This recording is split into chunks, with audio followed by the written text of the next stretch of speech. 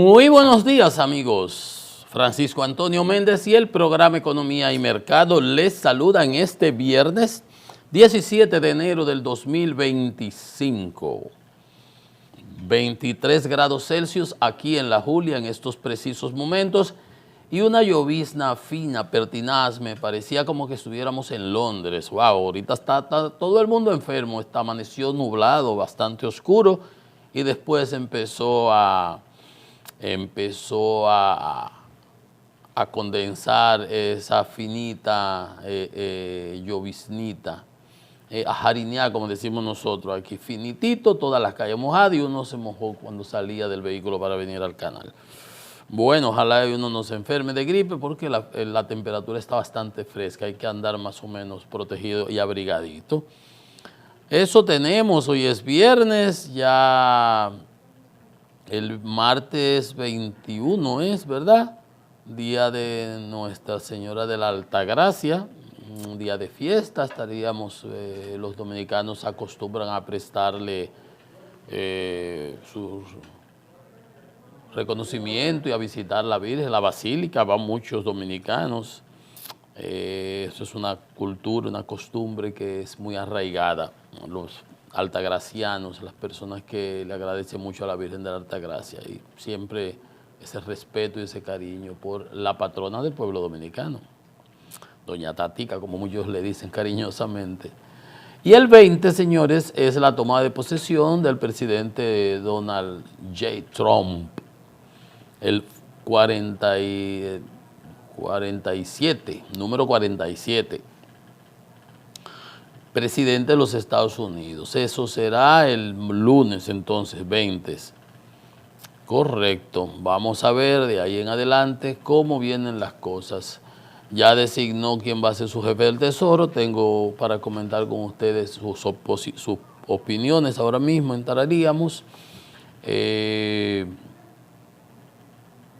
A nivel internacional, allá estaba en Ucrania el primer ministro inglés, Starmer, y firmaron un acuerdo de colaboración, defensa, de trade, de comercio, de seguridad, de tecnología y un sinnúmero de cosas más por un periodo de 100 años. Ustedes saben que el punto de Putin es desaparecer, que los cabezas calientes del Kremlin y de esos sitios por allá dicen que Ucrania, el país que hoy se llama Ucrania, cuando Ucrania tiene una historia tan distendida, tan antigua como la propia Rusia. Y es así porque ellos no entienden que ese país es un país soberano, quieren que sea una marioneta como es Bielorrusia, como el hombre que tienen en Minsk, que es el Lukashenko ese, que no es más que un puppet, ¿no? Una mascota de Putin. Bueno, entonces firmaban ese acuerdo y para que ustedes vean que cómo son las cosas, que oía una señora hacer un comentario ayer, esas que hablan, que nada más repiten lo que dicen los periódicos, sin más análisis de ahí. La industria de la guerra, que yo qué digo, pero y la industria de la guerra, pero Rusia ha gastado todo el armamento que tenía acumulado de la época soviética, de la Segunda Guerra Mundial, esos tanques de 60, que yo cuántos, viejísimos, que lo explotan como si nada ahora con una granada de un dron y todo, y ha tenido que apelar a misiles, a armamentos, a municiones de Corea del Norte, uno de los países más atrasados del mundo, atrasado en términos sociales, porque lo único que hacen es invertir y robar criptomonedas para financiar sus proyectos militares, porque la gente se muere de hambre ahí, la gente lo que quisiera es que se acabara todo, porque ellos lo que viven es sufriendo. Y de Irán, que ha necesitado de los drones y de misiles, y de armamentos también, oiga usted, de países del tercer mundo. Entonces, esas son cosas que uno dice, pero bueno, nada más ven para un lado. Irán es el auspiciador histórico de esos grupos terroristas que operan y articulan acciones en el Medio Oriente. Cuando se dio lo del 7 de octubre, que por cierto desencadenó entonces la guerra, cuando a Israel dijo hasta aquí es, y entonces le entró a los tigres de Hamas, a los terroristas, pagados, financiados y auspiciados y entrenados y armados por Irán. Yo dije, y recuerden, porque es que lo bueno de esto es que las personas que ven mi programa le dan seguimiento permanente cuando lo pueden ver por YouTube. Usted nada más tiene que entrar a Franchi Méndez y ahí le van a salir mis programas y nosotros lo subimos siempre. Pero yo sé que las personas que están en sus casas lo ven y saben que yo soy coherente en cuanto dije. Yo dije, a mí me huele, aquí hay gato entre macutos. Está el lío de Ucrania, Israel está casi cerrando un acuerdo con Arabia Saudita de paz, como tiene con Jordania, como tiene con Egipto. Digo, esto no fue casual. Claro, el quien mueve los hilos de atrás, el que pone los cuartos, el que le da el financiamiento, que los tiene a ellos alimentados, nutridos, es Irán. Pero ¿quién es el socio de Irán? Rusia. ¿Recuerdan? Y yo hacía esas extrapolaciones. Y dije, veo a Rusia detrás de eso habría otro frente de batalla para Occidente, para que se despreocupen de Ucrania. Y ustedes vieron cómo se retuvieron 61.000 millones por 6 meses en el Congreso norteamericano, cuando Trump dijo que no se aprobaran, ¿se acuerdan? 6 meses, fue en octubre, y vinieron a entregárselo en abril. Yo no sé cómo durante ese periodo los rusos no acabaron con los pobres ucranianos que tenían. La relación de artillería era, los rusos le tiraban 10 lanzamientos de municiones, de cohete o lo que fuera, y los ucranianos solamente le podían devolver 1, 10 a 1. Bueno, tenían que racionar. Tú tienes 5 tiros, tú tienes 5 tiros, etcétera, etcétera, así, porque no tenían suficientes municiones. Entonces yo veía a Rusia detrás de todo eso. De esa agresión fue el 7 de octubre del año pasado, pasado no, del 23, ya pasó el 24, correcto. Y entonces usted ve que hoy están firmando un acuerdo estratégico de cooperación y ayuda mutua, Irán y Rusia. Lo mismo que tiene con Corea del Norte. Ahorita van a ver que de hecho tiene Houthis, de los terroristas, eso, que pasa hambre ahí de Yemen. Tiene ahí en el frente de batalla, tiene los coreanos, 10.000, 12.000 coreanos, que ya aparentemente han perdido 1/3 de esos 10.000, llevan como 4.000 muertos. Pero a él por allá, al Kim Jong-un, ese no le importan. Los coreanos del norte son disposables, son desechables, eso es gente, carne de cañón, lo meten ahí. Entonces hoy están firmando un acuerdo estratégico, Rusia de ayuda, defensa mutua e Irán. Y por eso yo decía, recuérdense aquel día, al 7 fue la agresión, el 8 yo decía, a mí no me da que esto fuera casual. Esos Houthis no se van a lanzar a eso, si no es auspiciado por su máster, porque le pone los cuartos, porque los alimenta, porque le da los misiles, por el que le da los cohetes, por el que le da el armamento, el que lo financia. Irán. Y si Irán es socio de Rusia y Rusia está teniendo ese problema ya con Ucrania en la guerra, busca que Rusia está detrás de eso para buscarle complicaciones a Occidente. Usted no ven quién se oponía para que Naciones Unidas mandara el contingente ese de la fuerza de Kenia que vinieron ahí. Rusia y China, pero dos países que están en casa el carajo por allá. ¿Qué le importa a ellos eso? A lo que querían que aquí tuviéramos otro problema, otro conflicto para que Occidente, los Estados Unidos tuvieran más preocupaciones y no se ocuparan de lo que a ellos les interesa allá, que es que a China, Taiwán y a Rusia, Ucrania y Lituania, Letonia y Estonia, los países del Pribáltico y Moldavia y luego Georgia. Y volver a ser como él se ve, Putin, como el Pedro el Grande de nuevo. Como si estuviéramos en el siglo XVI o en el siglo XVII. Como si Rusia tuviera algo que ofrecerle al mundo más que con recursos naturales. ¿Qué más produces tú? En una época de tecnología y avance, cuando tú buscas los misiles rusos, tienen el 60-65% de los drones y los misiles de componentes importados de Occidente.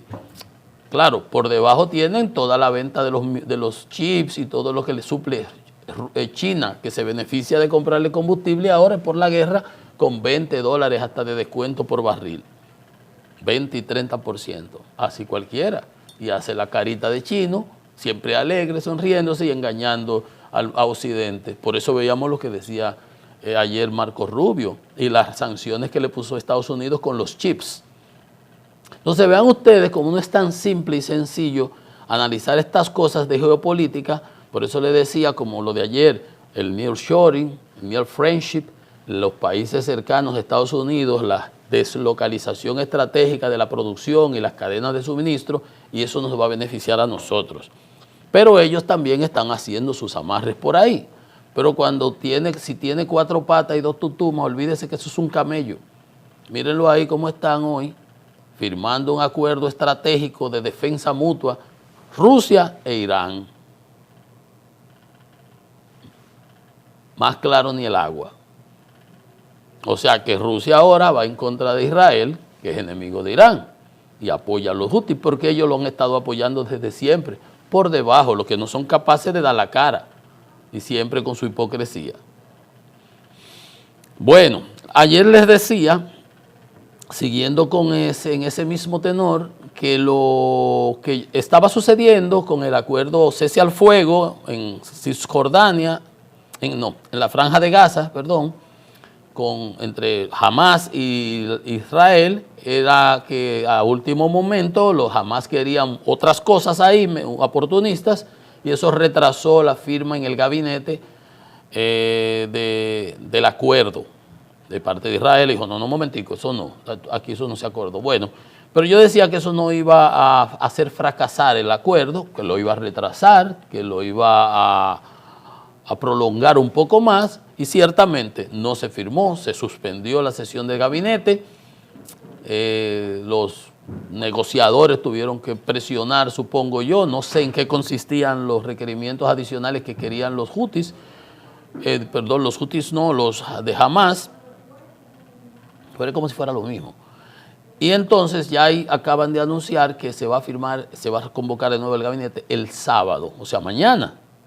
No fue ayer, un par de días, mañana. En términos históricos, en términos de la realidad, es lo mismo.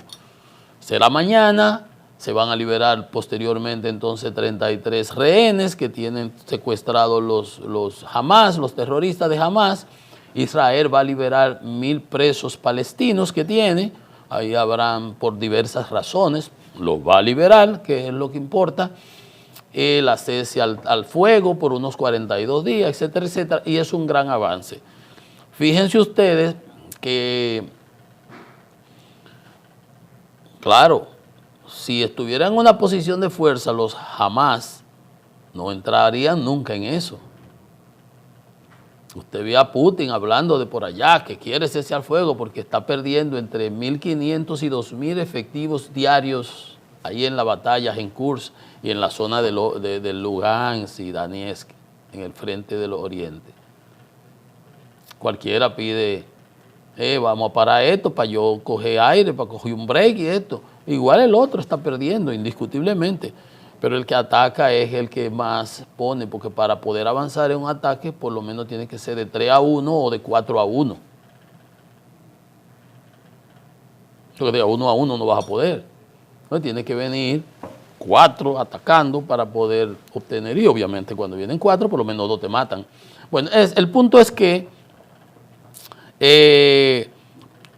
cuando usted ve que hasta los Houthis, los de Yemen, acaba Israel de mandarle 50 aviones más ahora mismo, y Estados Unidos y Inglaterra, porque los otros días le metieron un cohete a un barco que iba pasando y le atacaron con unos misiles a Israel, y los israelíes siempre han ido dándole. Pero son bases subterráneas, tienen muchas cosas y lo han ido degradando poco a poco. Pero cuando usted ve que hasta los Houthis dice que se suman a la tregua que está planteándose en el acuerdo de paz, ¿verdad? Irán no está de acuerdo, pero Irán está muy disminuida después de la zurra que le diera Israel los otros días. Entonces dicen los Houthis, el señor de Yemen anunció su respaldo al alto al fuego en la Franja de Gaza acordado por Israel y Hamas. Y para mí, este tipo de actitud, unos cristianos que no son cristianos, no, son islamistas, yo digo, es un decir de uno, que son guerrilleros por todos los lados, que andan hasta con un cuchillo raro que usan, y esa es como como que un dominicano no usa nada así que lo identifique, pero como una gorra, como uno usa una gorra, así usan ellos un cuchillo ahí, véanlo en las cosas, una cosa ancha ahí, una cosa rara que es parte de su cultura. Son gente de armas tomar, de pelear toda la vida. Cuando usted los ve, que andan diciendo que hasta ellos, porque es que le están dando y no consejos. Y es importante porque Occidente no puede dejarse doblegar por estos salvajes armados. Eso son lo que son, medievales. Bueno, pero mira qué bien que hasta ellos dicen que si Israel no rompe la tregua y etcétera, pues qué bueno. Bueno, ojalá, qué bueno que ellos están aceptándolo y no van a seguir atacando los buques que pasen por el Mar Rojo ahí. Entonces, ayer comentábamos las importantísimas declaraciones del del futuro canciller Marco Rubio, relativa a Dominicana, a Cuba, Nicaragua, Venezuela, Haití, China, donde delineaba fundamentalmente su diapasón político, cómo va, y que esa es una de las buenas nominaciones que ha hecho Trump, que resalta luminosamente como un astro frente a la disparatada de Robert Kennedy, del tipo Pete Hegseth para el Departamento de Defensa, que ni sabe de eso, que es un borracho, que tiene muchos problemas, como tenía más Gaetz, debió haberlo quitado y poner otro, teniendo tanta gente buena ahí. La señora que está poniendo en la National Security Agency, que tampoco sabía un carajo de eso, hablaba muchísimo disparate ahí apoyando a Bashar al-Assad y a Putin, a todo, o sea que eso es como entregarle la cosa, ya hemos hablado de eso. Pero Marco Rubio sí es un tolete que tiene experiencia de eso. Bien, ayer designó una persona importantísima en un gabinete en Estados Unidos al secretario del Tesoro, el de Hacienda, el de Finanzas. Y el designado por el presidente Trump, el elegido, estuvo ayer en su audiencia en el Senado, porque todos van a tener que pasar por ahí, porque el Senado es que los ratifica. Y obviamente tienen que conocerlos, oírlos, explique qué es lo que usted va a hacer, qué es lo que voy acá, qué es lo que tiene. Se llama Scott Bessent. Es un señor raro, porque aportó como 3 millones a la campaña del Trump, para que ustedes vean que aquí no hay nada tampoco nuevo bajo el sol, lo mismo que hizo Elon Musk, lo mismo que hizo Salami etcétera.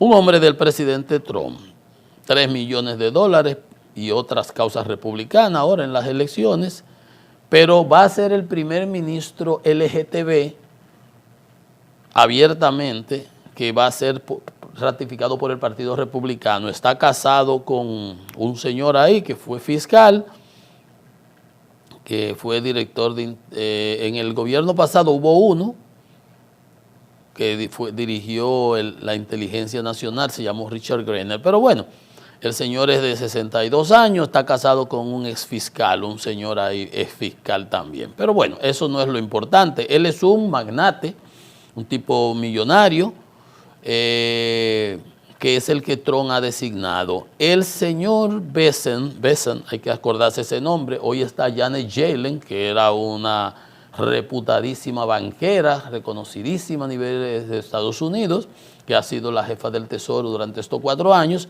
y de ahora en adelante tendremos que acostumbrarnos a este señor, Scott Bessent.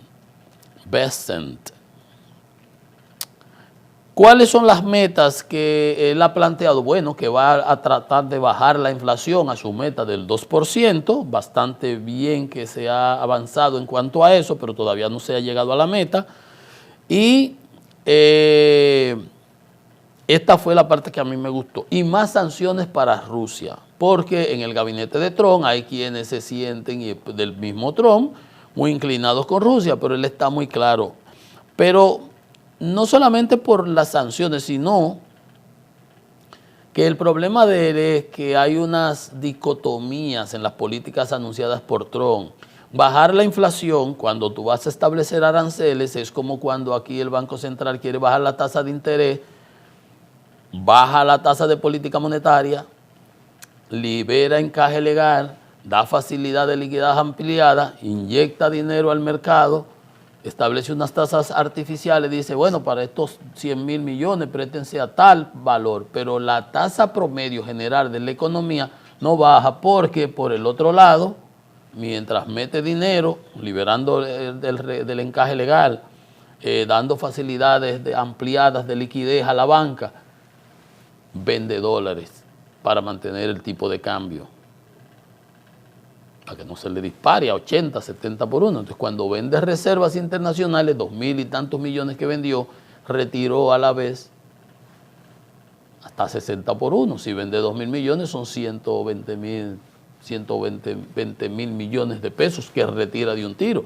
Si mete 35 por allí de encaje legal y retira 120.000 por aquí, obviamente lo que se hace por un lado se contrarresta por el otro. Entonces, eso le va a pasar al señor Bessent aquí, con ese interés de él bajar la inflación, llevarla a su meta del 2%, cuando el presidente Trump establezca los aranceles, esos incrementos de precios lo va a pagar el consumidor norteamericano. Y eso va a generar inflación, eso lo han dicho los economistas, los Nobel, los laureados, todo el mundo. Pero vamos a ver decir en campaña, que es como la poesía, como dicen especialistas, se hace campaña en poesía o con poesías, pero se gobierna con prosa. Es lo que nosotros a veces decimos, una cosa es con guitarra y otra es con violín. Cuando se llega a la administración, ya el presidente Trump ha dicho que va a declarar una emergencia nacional económica, cuando tiene Estados Unidos la mejor economía del mundo desarrollado, del G7. ¿Emergencia de cuál? La emergencia que lo va a crear con lo de las aranceles para Groenlandia, para Panamá, para Canadá, para China, para México. Todas esas cosas que él quiere, que son extraeconómicas, van a tener impacto económico, porque él va a usar mecanismos económicos para presionar y lograr otros objetivos. Y veremos si eso en la práctica, qué resultados le dará. Hay preocupación porque ese aumento de aranceles va a encarecer la inflación, va a encarecer el producto y no va a lograr el jefe del Tesoro lo que él entiende. Cuando le preguntaron sobre los aranceles y qué opinión él tenía, le dio de lado a eso. ¿Por qué? La posición de su presidente. Dice que debemos proteger las cadenas de suministro que sean vulnerables a competidores extranjeros. Eso nos suena bonito a nosotros, eso nos conviene. Microsoft, y por eso nosotros ayer hablaba de la adozona y de la educación y lo de los otros días de Infotep, tenemos que fomentar y crear manos de empleo y mano de obra calificada. En Costa Rica, de hace décadas, un sistema educativo muy bueno y eso se paga. Ahí está Microsoft instalado con unas plantas y hay otras compañías que están llegando de alta tecnología. Aquí vi que andan por ahí de que superconductores y eso, pero si no desarrollamos más nuestro sistema educativo, no vamos a hacer nada con eso. Entonces debemos proteger las cadenas de suministro que sean vulnerables a competidores estratégicos. Los chinos, los rusos y ese tipo de cosas. Y nosotros somos aliados, estamos cerquita además, entonces nosotros nos pudiéramos beneficiar de ahí. Asegurarnos de que el dólar estadounidense siga siendo la moneda de reserva mundial. Ese es un mensaje muy claro a los BRICS, que por cierto están de capa caída por los problemas económicos que tiene China, lo mismo de Rusia. Brasil está recuperando. Ahí acaba Lula de aprobar una reforma fiscal, corrigiendo distorsiones que tiene su sistema impositivo, pero simplificándolo. Lo contrario a lo que hicimos aquí, que lo que íbamos era complicarnos la existencia. Dice que si Trump pide como parte de la estrategia de fin de la guerra en Ucrania, Rusia, que pare la guerra, dice que está 100% de acuerdo con aumentar las sanciones contra las petroleras rusas, que por cierto, ahora antes de salir, Biden ha establecido sanciones contra las flotas de la sombra, los shadow fleets, que la usan para de todo, para traficar con combustible fuera de las sanciones, y los bancos para Gazprom, para Ural, y gas, otra compañía grandísima rusa, le han puesto sanciones de último tiempo. Entonces él habla de que estaría proclive a apoyar las políticas de su jefe, como debe ser, con más sanciones para Rusia.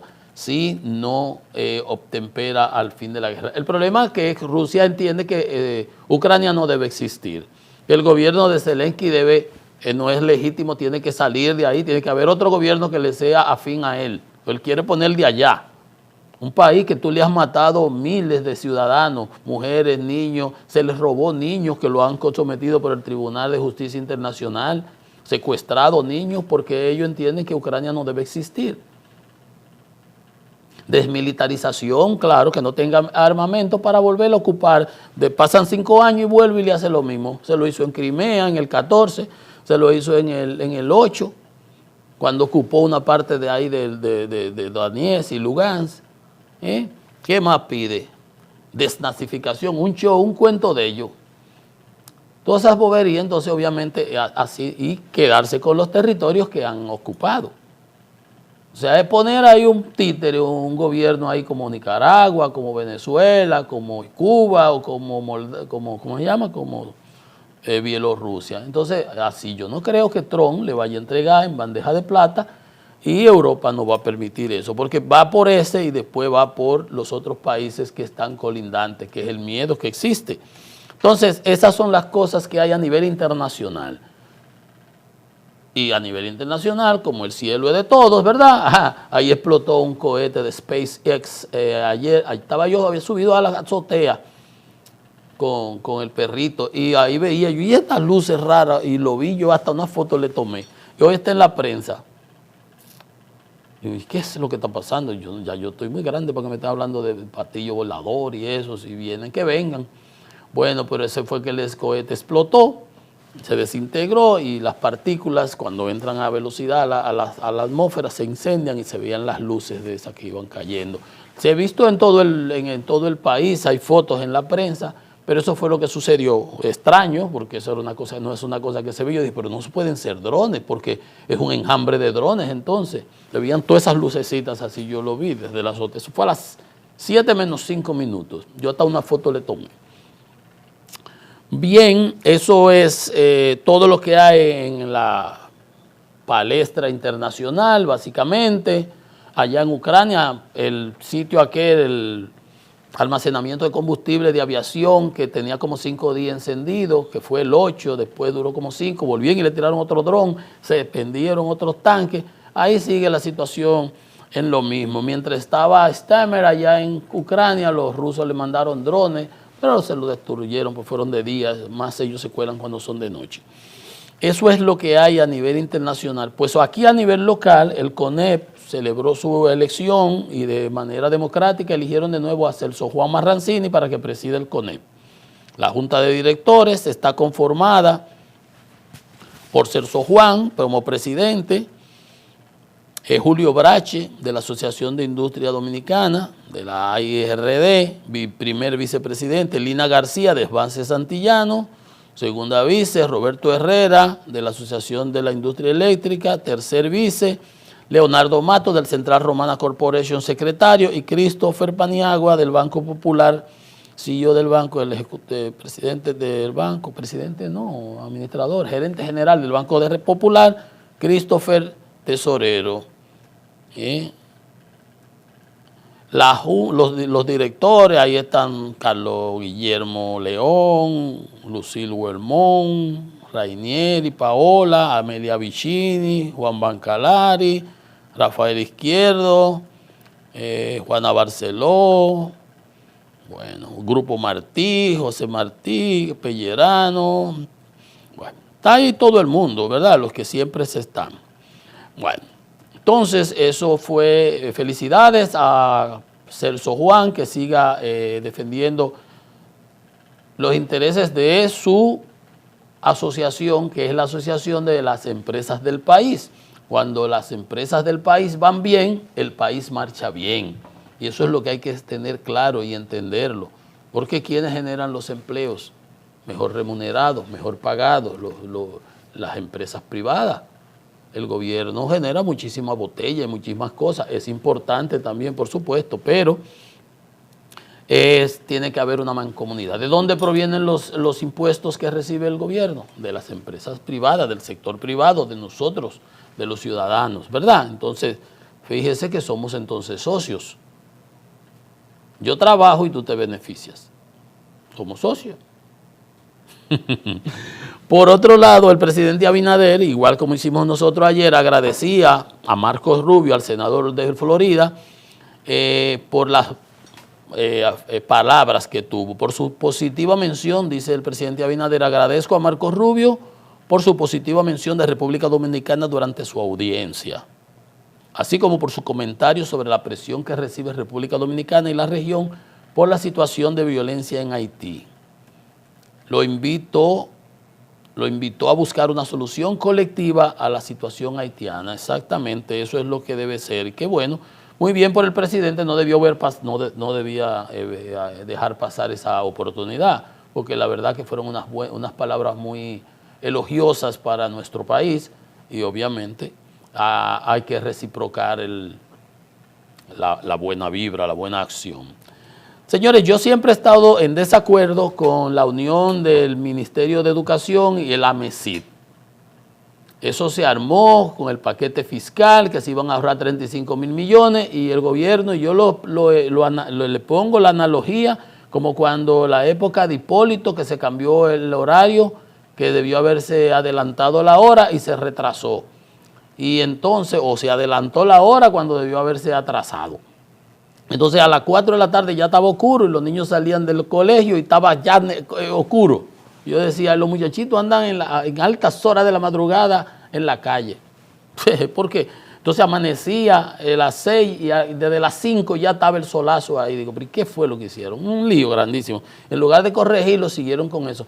Así mismo digo yo con esto de la Mesila y Miner. Eso era de que porque se iban a ahorrar 35 mil, que no es verdad. Un bulto, un cuento. Entonces, todos los especialistas se han referido, pero se ha seguido con esto. La Asociación de Rectores de Universidades ha habido más de 500 recomendaciones en una audiencia que se hicieron de la gente opinando para ver cómo se logra que no se dañe más de la situación de lo que está. En el caso de MESI, porque en el caso del Ministerio de Educación, ahí el desastre es mayor. Entonces, la Asociación de Rectores dice que eso que se está proponiendo, hay que montar una ley y eso, limita la autonomía universitaria y no reconocen la diversidad de instituciones que componen el sistema, que son diversas, que son diferentes. Cada institución de educación superior define su modelo de gobernanza. Claro, no puede ser el gobierno que va a decir cómo va UNIBE, cómo va la UCAMAIMA, cómo va UTESA, cómo va a ser la otra, la que yo qué. No, cada institución y sus rectores, y sus gerentes, y sus regentes, y los que los aportan y le aportan. Harvard es Harvard, el MIT es el MIT, UCLA es UCLA, Cambridge es Cambridge, Columbia es Columbia, la de Yale, Wharton. Cada institución tiene sus perfiles, tiene sus cosas.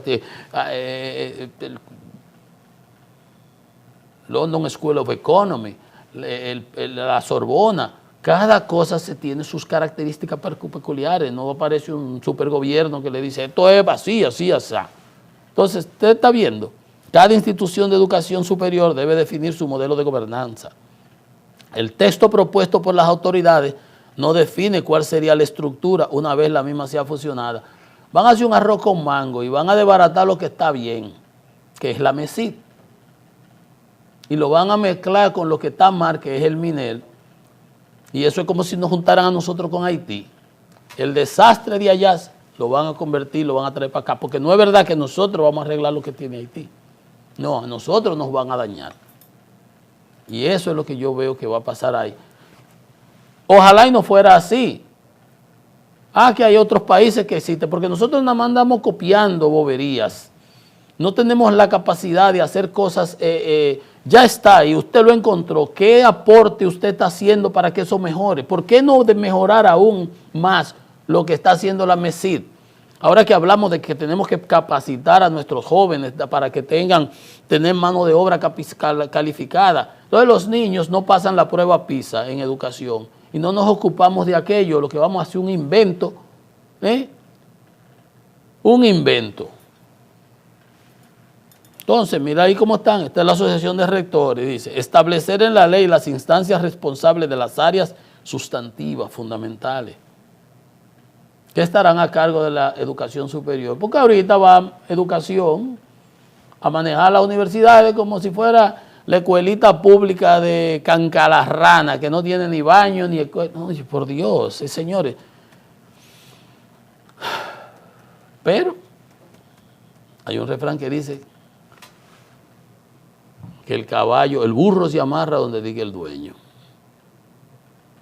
Pero debe ser así. No.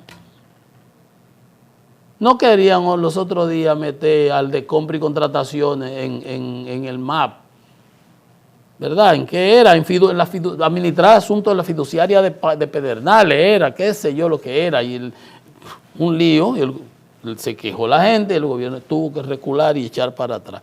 Qué bueno, pero con esto ha seguido. Vamos a una pausa. Esto es Economía y Mercado.